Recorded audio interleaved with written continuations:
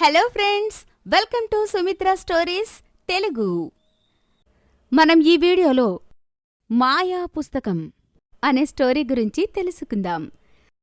సోమరాజుపల్లి అనే ఊరిలో కనకారావు అనే రిక్షా లాగే కార్మికుడు ఉన్నాడు. అతను పేదవాడు కావడంతో తన కూతురు దేవికి 2 పూటలా సరైన తిండి కూడా పెట్టలేకపోతున్నాడు. అందుకే ఎప్పుడూ బాధపడుతుండేవాడు. నిజానికి అంత పేదరికలో కూడా దేవికి చదువు పట్ల ఎంత శ్రద్ధ ఉందంటే, తను కష్టపడి చదివి తమ బ్రతుకులను పేదరికం నుండి బయటపడవేయాలనే పట్టుదల ఎక్కువగా ఉండేది ఆమెకు. ఒకసారి ఉదయాన్నే పనికెళ్లకుండా దిగులుగా ఇంట్లో కూర్చున్న తండ్రితో దేవి ఇలా అంటుంది. ఏంటి నాన్నా, అలా డీలాపడి కూర్చున్నావ్? ఒంట్లో బాలేదా అని అడగడంతో కనకారావు ఇలా బదులిస్తున్నాడు. అలా ఏటీ లేదు తల్లి. నా ఆలోచనంతా నీ గురించే కదా. నిన్ను పెద్ద చేసి చక్కగా ఒక అయ్య చేతిలో పెట్టాలా అని అన్నాడు. అప్పుడు దేవి ఇలా అంటుంది. అయన్ని కాదు నాన్నా, నేను బాగా చదువుకుని నిన్ను బాగా చూసుకోవాలి, అదే ముఖ్యం నాకు అని చెప్పి స్కూల్కి వెళ్ళిపోయింది. వెళ్లే దారిలో దేవి తనలో తాను ఇలా అనుకుంటుంది. మా టీచర్ ఇవాళ కొత్త నోట్స్ తెచ్చుకోమని చెప్పారు. కానీ నాన్నని డబ్బులు అడుగుదామంటే ఉన్నాయో లేవో. ఇప్పుడు స్కూల్కి వెళ్ళాక పనిష్మెంట్ తీసుకోక తప్పదేమో అనుకుని స్కూల్కి వెళ్ళిపోయింది. మరోవైపు కనకారావు తన రిక్షా తీసుకుని మెయిన్ సెంటర్కి వెళ్ళిపోయాడు. తిరిగి సాయంత్రం స్కూల్ నుండి నడుచుకుంటూ ఇంటికి వస్తున్న సమయంలో ఒకచోట అమ్మవారు ప్రత్యక్షమై దూరంగా ఉన్న దేవి గురించి ఇలా అనుకుంటుంది. ఈ రోజుతో నా బిడ్డ కష్టాలని నేను తీరుస్తాను. అందుకే తను కాదనలేనిది, వద్దని వదిలిపోలేనిదే ఆమెకు ఇస్తాను అనుకుని అక్కడ నేలమీద ఒక మాయా పుస్తకాన్ని ఉంచి అమ్మవారు మాయమైపోయింది. కొద్దిసేపటికి అటుగా వచ్చిన దేవికి దారిలో ఒక పుస్తకం పడి ఉండడం కనిపించింది. దాన్ని చూసి దేవి ఇలా అనుకుంటుంది. పాపం, ఎవరిదో పుస్తకం బ్యాగ్లో నుండి జారి పడిపోయినట్టుంది. ఇంటికి తీసుకెళ్లి లోపల పేరు అవి ఉంటే చూసి రేపు వాళ్ల పుస్తకం వాళ్లకి అందించేయాలి అనుకుని ఆ పుస్తకాన్ని తీసుకుని కళ్ళకద్దుకుని దాన్ని చేత్తో పట్టుకుని ఇంటికి వెళ్ళిపోయింది. తను వెళ్లేసరికి వాళ్ల నాన్న ఇంకా ఇంటికి తిరిగి రాలేదు. అప్పుడు దేవి ఇలా అనుకుంటుంది. నాన్న వచ్చేసరికి రాత్రవుతుందేమో. ఈలోపు నాకు ఆకలేస్తుందిగా, అన్నం ఉంటే తినేస్తాను అనుకుని ఉన్న కాస్త అన్నంలో గంజి వేసుకొని తినేసి అప్పుడు దానికి దారిలో దొరికిన పుస్తకం ఎవరిదో తెలుసుకోవాలనుకుని ఆ పుస్తకాన్ని అలా తెరిచిందో లేదో వెంటనే అక్కడ అమ్మవారు ప్రత్యక్షమైంది. దేవితో ఇలా అంటుంది. దేవి, ఎలా ఉన్నావు తల్లి అని అనడంతో అమ్మవారికి దండం పెట్టుకుని దేవి ఇలా బదులిస్తుంది. నాకేంటమ్మా, చక్కగా స్కూల్కి పోయి చదువుకుని వస్తాను. నేను బాగానే ఉన్నాను. త్వరలోనే ఇంకా బావుండేంత ఎక్కువ చదువు చదువుకుంటాను కూడా అని బదులిచ్చింది. అప్పుడు అమ్మవారు ఇలా బదులిస్తుంది. నాకు తెలీదా తల్లి నా బిడ్డ గురించి? అందుకే నీకు సహాయం చేయడానికే ఆ పుస్తకాన్ని నీ కళ్ళ ముందుంచాను. పుస్తకాన్ని నువ్వు వదిలేసి రావని నాకు తెలుసు కదా. సరే, ఇప్పుడు కోరుకో. నీకు ఏం వరం కావాలో, మీ కష్టాలన్నీ తీర్చేయమంటావా, లేదా మరేదేననా అని అమ్మవారు అన్నమాటకి దేవి ఇలా బదులిస్తుంది. చూడమ్మా, మన గుడిలో తిరునాళ్లు జరిగినప్పుడు అయ్యగారు చెప్పారు, మన జీవితంలో ఏది జరగాలో ముందే రాసి ఉంటుందంట కదా, దాన్ని ఎవ్వరూ మార్చలేరంట కదా. ఒకవేళ మార్చాలని చూసినా నిరాశే మిగులుతుంది తప్ప ఏ ప్రయోజనం ఉండదని, అందుకే మేము ఇలా కష్టపడాలని రాసిపెట్టి ఉంది కనుక పడుతున్నాం. మరి వాటిని నువ్వొచ్చి మార్చేస్తే నీకు ఇబ్బంది, మాకు ఇబ్బంది. అయినా నువ్వు రావాలి, కష్టాలు తీర్చాలని చాలామంది నీ గుడి చుట్టూ తిరుగుతుంటారు కదా అమ్మా. పాపం, వాళ్ళ కష్టాలు తీర్చు. అయినా ఎవరైనా ఏదైనా ఇస్తానంటే వద్దని చెప్పమని మా నాన్న చాలాసార్లు చెప్పాడు. ఇప్పుడు ఈ వరం తీసుకుంటే నాన్నకి కోపం వస్తుంది అని దేవి చెప్పిన సమాధానం విన్నాక అమ్మవారికి ముచ్చటేసిందే. అప్పుడు అమ్మవారు మనసులో ఇలా అనుకుందే. ఇంత చిన్న వయసులోని ఈ బిడ్డ ఎంత పరిణితి చెందింది, పైగా అంత నిస్వార్థంగా ఉంది. ఎలాగైనా ఈమెకి సహాయం చేసి తీరాల్సిందే అనుకుని అమ్మవారు ఇలా అంటుంది. సరే దేవి, కాస్త ఆకలిగా ఉంది. ఇంట్లో ఏదైనా ఉంటే పెట్టవు? అని అడగడంతో తను తినగా మిగిలిన కొద్దిగా అన్నంలో గంజివేసి అమ్మవారికిచ్చింది. అమ్మవారు ఆ గంజన్నం తినేసి మాయమైపోయింది. ఆమె వెళ్ళిపోయాక తనకి దారిలో దొరికిన ఆ పుస్తకంలో ఏమున్నాయా అని తెరిచి చూస్తే అందులో చిన్నపిల్లల కథలు ఉన్నాయి. వాటిని చదువుతుండగా కథలో వాక్యం, మా కడుపులు నిండే తిండికి మాకు ఎప్పటికీ లోటుండకూడదు అనే మాట కనిపించింది. దాన్ని చదవగానే వాళ్ళ ఇంటి నిండా కొన్ని నెలలకు సరిపడా పచారీ సరుకులు వచ్చేశాయి. వాటిని చూసి ఇలా అనుకుంటుంది. ఇదేంటి, నేను ఏ వరం వద్దన్నాను కదా, అయినా ఇన్ని సరుకులు ఎలా వచ్చాయి అని అనుకుంది. తండ్రి వచ్చాక విషయం చెప్తే ఇలా అంటున్నాడు. చూడమ్మా, దేవత కరుణించినప్పుడు మనం వద్దన్నా ఆమె ఇచ్చే తీరుతుంది. కనుక గుడిలో అయ్యగారు చెప్పినట్టు ఇలా అవ్వాలని మన రాతలో ఉందేమో అని చెప్పాడు. ఆ విధంగా దేవి మనసులో ఏ విషయం గురించి ఆలోచన ఉంటే ఆ విషయం గురించి ఆ పుస్తకంలో వాక్యాలు కనిపించేవి. వాటిని చదవగానే ఆ అవసరాన్ని ఆ మాయా పుస్తకం తీర్చేది. ఒకసారి రిక్షా తొక్కి తొక్కి అలసిపోయి కాళ్ల నొప్పులతో కదలలేకుండా ఉండడంతో వీరన్న అనే వ్యక్తి కనకారావుని ఇంటికి తీసుకొచ్చి వదిలిపెట్టాడు. వాళ్ళని చూసిన దేవి ఇలా అంటుంది. వీరన్న మామా, ఏమైంది మా నాన్నకి అని చాలా భయపడుతూ అడిగింది. అప్పుడు వీరన్న ఇలా బదులిస్తున్నాడు. ఏం లేదులే బుల్లి, ఒంట్లో ఓపిక లేకపోయినా ఆ రిక్షా తొక్కడం మానడు కదా మీ నాన్న. అందుకే కాస్త కళ్ళు తిరిగి ఒళ్ళు తోలుతుందంటే తీసుకొచ్చాను. ఏదైనా తినేసి పడుకుంటే సర్దుకుంటుందిలే. లోపలికి తీసుకెళ్ళి నాన్నని జాగ్రత్తగా చూసుకో అని చెప్పేసి వెళ్ళిపోయాడు. అప్పుడు తండ్రి కష్టాన్ని చూసి బాధతో దేవి ఇలా అంటుంది. ఇప్పుడు మనకి ఏమంత కష్టం వచ్చిందని నాన్న? అమ్మ దయవల్ల ఇంట్లో తిండికి లోటు లేదు కదా, ఇంకా నువ్వు రిక్షా తీయడమెందుకు అని అమాయకంగా అంది. అప్పుడు కనకారావు ఇలా బదులిస్తున్నాడు. చూడమ్మా, కూకుని తింటే కొండలైనా కరిగిపోతాయంటారు. అందుకే ఏది ఉన్నా లేకపోయినా రెక్కల కట్టం మానకూడదు అని చెప్పేసరికి దేవి ఇలా అంటుంది. సరే నాన్న, ఎక్కడైనా అప్పు చేసి ఒక ఆటో కొనుక్కో, అంతేకాని ఇలా ఓపిక లేకపోయినా రిక్షా లాగకు నాన్నా అని ఏడ్చింది. అలా 2 రోజులు అయ్యిందో లేదో ఆ మాయా పుస్తకంలో కొత్త ఆటో కావాలి అనే వాక్యం దేవి చదవడంతోటే వాళ్ల గుమ్మల్లో కొత్త ఆటోని ప్రత్యక్షం చేసింది ఆ మాయా పుస్తకం. అప్పుడు అమ్మవారు ప్రసాదించిన ఆ మాయా పుస్తకం గొప్పతనం అర్థమైన దేవి ఇలా అనుకుంటుంది. అంటే ఇది మామూలు కథల పుస్తకం కాదన్నమాట, మాయా పుస్తకం అన్నమాట. ఇందులో నాకు అవసరమైన వాక్యాలు కనిపించి మా అవసరాలను తీరుస్తున్నాయన్నమాట అని అనుకుని ఆ మాయా పుస్తకాన్ని జాగ్రత్తగా దాచుకుంటూ తమకి అమ్మవారు ఇవ్వాలనుకున్న ఆ అదృష్టాన్ని, మాయా పుస్తకాన్ని అవసరం మేరకు వాడుకుంటూ కష్టపడి జీవనం సాగించసాగారు ఆ తండ్రి కూతుళ్ళు. పసలపూడి అనే గ్రామంలో రాజు, కమల అనే దంపతులు ఉండేవారు. వారిది బాగా సంపన్నుల కుటుంబం కాకపోయినా సంతోషంగా బ్రతకడానికి కావలసినంత ఉంది. వాళ్ళకి పెళ్ళై 7 ఏళ్లు గడుస్తున్నా కూడా పిల్లలు లేరు. రాజుకి చిన్నప్పట్నుంచి భక్తి ఎక్కువ. ఒకరోజు రాజు బయట పని ముగించుకుని మధ్యాహ్నం ఇంటికొచ్చేసరికి దిగులుగా కూర్చున్న కమలని చూసి, ఏంటి కమల, అలా కూర్చున్నావు? ఎప్పుడూ ఖాళీ లేకుండా ఏదో ఒక పని చేస్తూనే ఉంటావు. ఈరోజేమిటి ఇంత దిగులుగా ఉన్నావు? ఆరోగ్యమేమైనా నలతగా ఉందా ఏంటి? నా ఆరోగ్యమంతా బాగానే ఉందండి. కాకపోతే బయట ఎవరింటికి వెళ్ళినా కూడా ఒక్కటే మాట, పెళ్ళై 7 ఏళ్లవుతున్నా కూడా ఇంకా బిడ్డలు లేరు అని అందరూ చులకనగా చూస్తున్నారండి. అన్నీ తెలిసినా నువ్వు కూడా ఇలా బాధపడతావేంటి కమల? లోకులు కాకులు అంటారు కదా, వాళ్ళు అలాగే అంటారు. బయట వాళ్ళు ఎన్నన్నా కూడా నాకు బాధగానే ఉంటుంది కదా.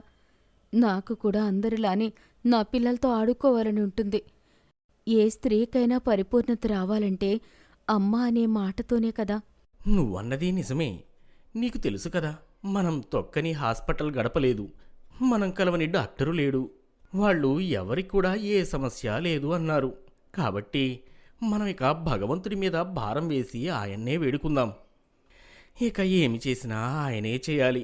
అవునండి, మీరన్నది నిజమే. ఆ దేవుడి దయవల్లైనా నాకు ఒక మగబిడ్డ పుడితే బావుండు. అదేంటి కమల అలా అంటావు? ఏ బిడ్డ అయితే ఏంటి? పుట్టిన బిడ్డ మన బిడ్డ కాకుండా పోతుందా? ఇంకెప్పుడు అలా మాట్లాడకు. నేనన్న దానిలో తప్పేముంది? మగబిడ్డ అయితేనే కదా తరువాత మనల్ని చూసేది. మనం పెద్దవాళ్లమయ్యాక మనల్ని కనిపెట్టుకునుండేది. సరేలే, ఏ బిడ్డ అయితే ఏంటి కానీ నాకు ఎవరైనా ఒకటే. ఇందాక బయట నుండి వస్తున్నప్పుడు విన్నాను. మన ఊరికి ఓ 50 కిలోమీటర్ల దూరంలో లక్ష్మీ సరస్వతి అమ్మవార్ల గుడి ఉందంట. అక్కడ 2 ఏళ్లకొకసారి జాతర జరుగుతుందంట. అక్కడ పిల్లలు లేనివారు 9 రాత్రులు నిద్ర చేసి అమ్మవార్లకి సేవ చేస్తే తప్పకుండా పిల్లలు పుడతారంట. మనకి అంతకన్నా ఏం కావాలండి? ఇప్పటికే పిల్లల కోసం నేను చాలా నోములు వ్రతాలు చేశాను. ఇది ఒక్కటి కూడా ప్రయత్నిస్తే మనకి పిల్లలు పుడితే సంతోషమే కదండీ. అవును కమల, జాతర ఎల్లుండే అంట. నువ్వు మనకి కావలసిన బట్టలు వస్తువులు అన్నీ సర్దు. ఈ 9 రోజులు కూడా మనం ఆ అమ్మవారి సేవ చేసుకుని వద్దాము. అలాగే అండి. మీరు బయట చూసుకోవాల్సిన పనులు ఏమైనా ఉంటే తొందరగా చక్కబెట్టుకుని రండి. ఈలోగా నేను అన్నీ సిద్ధం చేసి ఉంచుతాను. కమల వాళ్ళు అక్కడ ఉండడానికి కావలసిన ఏర్పాట్లన్నీ చేస్తుంది. ఇద్దరూ కలిసి తరువాత రోజు ఉదయమే లక్ష్మీ సరస్వతుల ఆలయానికి చేరుకుని 9 రోజులు కూడా అక్కడే ఉండి ఆ అమ్మవారికి సేవ చేసుకుంటారు. రాజు అయితే ఆ అమ్మవార్లకి ప్రతిదీ దగ్గరుండి ఎంతో చక్కగా చూసుకుంటాడు. వీళ్ల భక్తికి మెచ్చిన లక్ష్మీ సరస్వతులు వారికి బిడ్డలుగా పుట్టాలని అనుకుంటారు. 9 రోజులు పూర్తయిన తర్వాత రాజు కమలలు వారి ఊరు వెళ్ళిపోతారు. వాళ్ళు ఊరు వెళ్ళిన కొన్ని రోజులకి కమల గర్భవతి అవుతుంది. చూసావా కమల, ఆ దేవతల దయ వల్ల నువ్వు తల్లివి కాబోతున్నావు. నిజంగా ఇది మనకు ఆ దేవతలు ఇచ్చిన వరం లాంటిదే. అవునండి, మీరు నిజంగా నిజం చెప్పారు. లేదంటే మనం పిల్లల కోసం ఇన్నిన్ని మందులు వాడాము. మనం అక్కడికి వెళ్ళి చాలా మంచి పని చేశాము. నువ్వు చెప్పేది నిజమే కమల. చూస్తూ ఉండు, ఇంకో 6 నెలల్లో ఈ ఇల్లు మొత్తం మనకి పుట్టబోయే బిడ్డ కేరింతలతో నిండిపోతుంది. ఆ రోజు ఎప్పుడు వస్తుందా అని ఎదురుచూస్తున్నాను నేను. ఇలా సమయం పూర్తయిన తర్వాత కమల పండంటి 2 ఆడపిల్లలకు జన్మనిస్తుంది. చూడ్డానికి ఇద్దరూ కూడా చాలా ముద్దుగా ఉంటారు.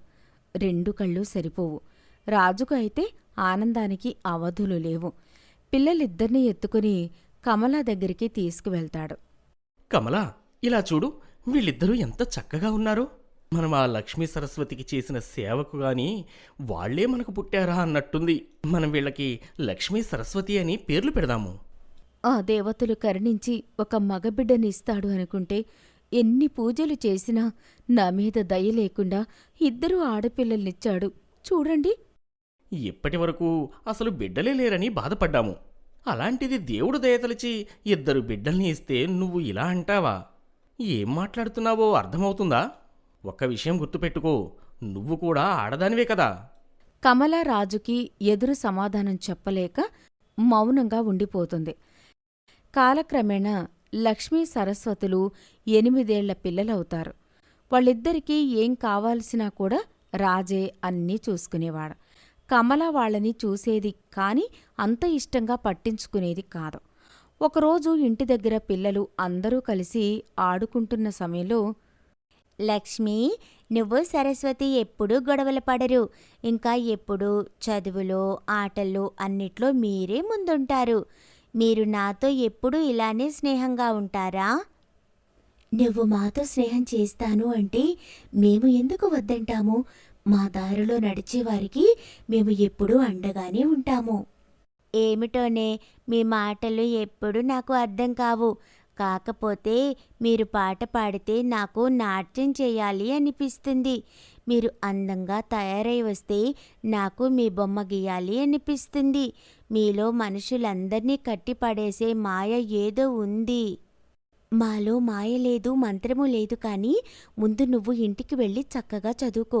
లేదంటే ఈసారి కూడా మన మాస్టర్ చేతిలో దెబ్బలు తప్పవు.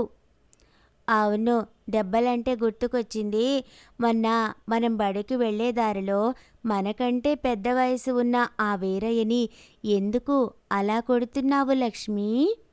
తప్పు చేస్తే పెద్ద అయితే ఏంటి, చిన్న అయితే ఏంటి, తప్పు తప్పే. ఆ వీరయ్య రోజూ తాగి వచ్చి ఎంతో మంచిది అయిన తన భార్యని ఎన్ని హింసలు పెడుతున్నాడు నువ్వు కూడా చూస్తున్నావు కదా. అవును, చూస్తున్నాను. కానీ మనం అడగడానికి చిన్నపిల్లలం కదా. అడిగితే ఎవరైనా ఏమైనా అంటారేమో అని భయం. వాడిని కొట్టి చాలా మంచి పని చేశావు. ఇప్పుడు వీరయ్యకి బాగా బుద్ధి వచ్చిందిలే. తాగడం మానేసి వాళ్ళ ఆవిడని చక్కగా చూసుకుంటున్నాడు. అలా చూసుకోవాలని లక్ష్మి వాడికి బుద్ధి చెప్పింది. అయినా మేము చేసినా కూడా అందరికీ మంచి జరగాలనే ఉద్దేశంతోనే. సరేలే, మీరు ఎన్ని చెప్పినా నాకు అర్థం కావులే. కానీ రేపు మనకి బడికి సెలవే కదా. మనం మన ఊరి చెరువు గట్టి మీద ఉన్న చింత చెట్టు దగ్గరికి వెళ్ళి చింతకాయలు కోసుకు తెచ్చుకోవచ్చా? మీరు వస్తారా? మా నాన్నగారిని అడిగి వచ్చి చెప్తాము. నువ్వు కూడా మాతో పాటు మా ఇంటికి వస్తావా? సరే పదండి, మీరు రమ్మంటే రాకుండా ఉంటానా? ముగ్గురు కలిసి ఇంటికి వెళ్తారు. ఊరంతా తిరిగి వచ్చిన లక్ష్మీ సరస్వతుల్ని చూసిన కమల, అయ్యిందా అమ్మగార్లకి ఊరంతా తిరిగి రావడం, బడి నుండి రావడం, ఊరంతా బలాదూర్ తిరగడం బాగా అలవాటైపోయింది. అయినా మిమ్మల్ని కాదు, మీ నాన్నని అనాలి. ఆడపిల్లల్ని అణుకోగా పెంచాలి అని చెప్పినా నా మాట వినకుండా అతని ఇష్టం వచ్చినట్లు చేస్తున్నాడు. అమ్మా, నువ్వు కోప్పడకమ్మా. ఇప్పుడు నీకు దేనిలో సహాయం చేయమంటావో చెప్పు. మేమిద్దరం కూడా ఆ పని చేయడానికి సిద్ధంగా ఉన్నాము. మీరు నాకు ఏమీ సహాయం చేయవలసిన అవసరం లేదు. ఇప్పటి వరకు తిరిగి మీ నాన్న వచ్చే సమయానికి ఇంటికి రండి. మీరు పని చేస్తుంటే చిన్నపిల్లలతో పని చేయిస్తున్నా అని మీ నాన్నతో అనిపించండి. అంతలో రాజు అక్కడికి వచ్చి ఆ మాటలంతా వింటాడు. ఎందుకే కమల ఎప్పుడు వాళ్ళని అలా అంటూ ఉంటావు? నువ్వు వాళ్ళని అన్ని మాటలు అన్నా కూడా వాళ్ళు ఎప్పుడైనా నీకు ఎదురు సమాధానం చెప్పారా? ముత్యాల్లాంటి బిడ్డలే వాళ్ళు. వాళ్ళు సాక్షాత్తు ఆ లక్ష్మీ సరస్వతి అమ్మవార్లు ఇచ్చిన ప్రసాదమే వాళ్ళు. ఇప్పుడు నేను వాళ్ళని ఏమి రాచి రంపాన పెట్టలేదు కదా. ఏదో 2 మాటలంటాను. అమ్మగా ఆ మాత్రం అనకూడదా ఏంటి? ఇప్పుడు నిన్ను నేను ఏమీ అనలేదు కమల. అయినా నువ్వు ఎప్పుడూ నా మాటల్ని సరిగా అర్థం చేసుకోవు కదా. సరేలే, నాకు కొంచెం తలనొప్పిగా ఉంది. కొంచెం టీ తీసుకొస్తావా? నాన్నకి తలనొప్పి అనగానే లక్ష్మీ సరస్వతి ఇద్దరూ కూడా తమతో వచ్చిన వారి స్నేహితురాలు రాణిని మర్చిపోయి తండ్రికి సపర్యలు చేయడం మొదలు పెడతారు. లక్ష్మి తన తండ్రితో, నాన్నగారు, మేము రేపు మన ఊరి చివరన ఉన్న చెరువుగట్టు దగ్గరికి వెళ్ళి చింతకాయలు కోసుకోవాలి అనుకుంటున్నాము. వెళ్లే ముందు ఒకసారి మీ అనుమతి తీసుకుందామని. సరే, వెళ్తే వెళ్ళండి, కానీ జాగ్రత్తగా వెళ్ళి తొందరగా తిరిగి వచ్చేయండి. రాజు వాళ్ళు వెళ్లడానికి అనుమతివ్వడంతో లక్ష్మీ సరస్వతిల స్నేహితురాలు రాణి సంతోషంతో రేపు ఉదయం 10 గంటలకి వస్తానని చెప్పి వెళ్ళిపోతుంది. ఇలా ముగ్గురూ కలిసి మరుసటి రోజు చెరువుగట్టు దగ్గర చింత చెట్టు దగ్గరికి వెళ్తారు. వీళ్ళు ముగ్గురూ చింతకాయలు ఏరుకునే సమయంలో అక్కడికి ఒక పెద్ద పాము వస్తుంది. రాణి ఆ పాముని చూసి చాలా భయపడుతుంది. కాని లక్ష్మీ సరస్వతులు ఇద్దరూ కూడా భయం లేకుండా ఆ పాముని పట్టుకుని దూరంగా వదిలిపెట్టి వచ్చేస్తారు. రాణి ఇది చూసి చాలా ఆశ్చర్యపోతుంది. వాళ్ళిద్దరూ కూడా దేవతలు కావడంతో చిన్నతనంలోనే వాళ్ల చుట్టుపక్కన ఉండే ఎన్నో సమస్యల్ని పరిష్కరించేవారు. ఇప్పుడు వాళ్ళకి 20 ఏళ్లొచ్చాయి. ఒకరోజు లక్ష్మీ సరస్వతి మాట్లాడుకోవడం కమల వింటుంది. సరస్వతి, ఈ మధ్యకాలంలో ఆ ఊరిని కొన్ని సమస్యలు చుట్టుముడుతున్నాయి. మనం ఉన్న ఊరిని మనం ఎప్పుడూ కాపాడుకుంటూ ఉండాలి. అవును లక్ష్మి, నువ్వు చెప్పేది నిజమే. మనల్నే నమ్ముకుని ఉన్న భక్తులను మనం ఎప్పుడూ కాపాడుకుంటూ ఉండాలి. ఇలా ఒకసారి కాదు, చాలాసార్లు వాళ్ళు ఊరి బాగు కోసం మాట్లాడుకోవడం, రాత్రిళ్ళు అందరూ పడుకున్నాక ఊరంతా తిరిగి రావడం కమల గమనిస్తూ ఉండేది. అప్పుడు నిజమేంటో కమలకి అర్థమైంది. ఏమండి, నేను మీతో ఒక విషయం మాట్లాడాలి అనుకుంటున్నాను. మన పిల్లలు లక్ష్మీ సరస్వతులు నిజంగా సాక్షాత్తు ఆ దేవతలే అండి. నేను ఈ మధ్య కాలంలో వాళ్ళు ఈ ఊరి బాగు కోసం, భక్తుల కోసం మాట్లాడుకోవడం, మనం పడుకున్నాక ఊరంతా తిరిగి రావడం నేను నా కళ్ళారా చూశానండి. అది నాకు ఎప్పుడో తెలిసే. కాకపోతే నువ్వు చెప్పినా నమ్మవని నేను నీతో చెప్పలేదు. మనం చేసిన పూజలకి మన మీద అనుగ్రహం కలిగి వాళ్ళు మనకి పుట్టారు. ఇప్పటి వరకు నేను ఎంత పెద్ద తప్పు చేశానండి. ఆడపిల్లలని వాళ్ళని ప్రతిరోజు నేను విసుక్కోవడమే, వాళ్ళ మొహం మీద చిరునవ్వుతో నాకు సమాధానం చెప్పడమే తప్ప ఏ రోజు నాకు ఎదురు చెప్పలేదు. అవును కమల, నువ్వు చెప్పేది నిజమే. మనం వాళ్ళని కన్నా వాళ్ళు అమ్మలు కన్నా అమ్మలు కాబట్టి నిన్ను అర్థం చేసుకోగలిగారు. అవునండి, ఇప్పటికి నా కళ్ళు తెరుచుకున్నాయి. పుట్టింది ఆడపిల్లయితే ఏంటి, అబ్బాయి అయితే ఏంటి, ఎవరికి తక్కువ కాదు. నేను వెంటనే వెళ్ళి లక్ష్మీ సరస్వతులకు క్షమాపణ చెప్పాలి. కమల లక్ష్మీ సరస్వతులకు క్షమాపణ చెప్పడానికి వెళ్తుంది. అమ్మా లక్ష్మీ, సరస్వతి, ఇప్పటి వరకు నా మూర్ఖత్వం వల్ల చాలా మాటలన్నాను. నిజం తెలిసి నా కళ్ళు తెరుచుకున్నాయి. నన్ను క్షమించండమ్మా. నువ్వు బాధపడకమ్మా, నిన్ను మేము అర్థం చేసుకున్నాము. ఇప్పటికైనా ఆడపిల్లల పట్ల నీ భావన మారింది కదా. అవునమ్మా, మాకు అమ్మ లేదు. ఆ అమ్మ ప్రేమను చూడాలని మేము నీకు బిడ్డలుగా వచ్చాము. అయినా నువ్వు ఏనాడూ మమ్మల్ని బాధ పెట్టావు అని అనుకోలేదు. చిన్నగా కోపడ్డావు అంతే. అవును అమ్మా, అమ్మ ప్రేమ అంటే అన్నీ ఉండాలి కదా. కోపం, ప్రేమ అన్నీ కూడా. ఇప్పటి వరకు కొంచెం కోపం చూశాము, ఇప్పుడు ప్రేమను చూస్తాము. లక్ష్మీ సరస్వతుల మాటలు విన్న కమల చాలా ఆనందపడుతుంది. అప్పట్నుంచి వాళ్లకు సేవలు చేస్తూ కంటికి రెప్పలా చూసుకుంటూ ఉంటుంది. అప్పుడే అనుకుంటుంది, ఆడపిల్ల ఉన్న ప్రతి ఇల్లు కూడా ఒక దేవాలయమే అని. కథ చివరి వరకు చూశారు అంటే ఎంతో కొంత నచ్చే ఉంటుంది. వీలైతే లైక్ చేయండి, కుదిరితే షేర్ చేయండి. మరిన్ని కొత్త వీడియోస్ కోసం మన సుమిత్ర స్టోరీస్ తెలుగు ఛానల్ని సబ్స్క్రైబ్ చేసుకోండి.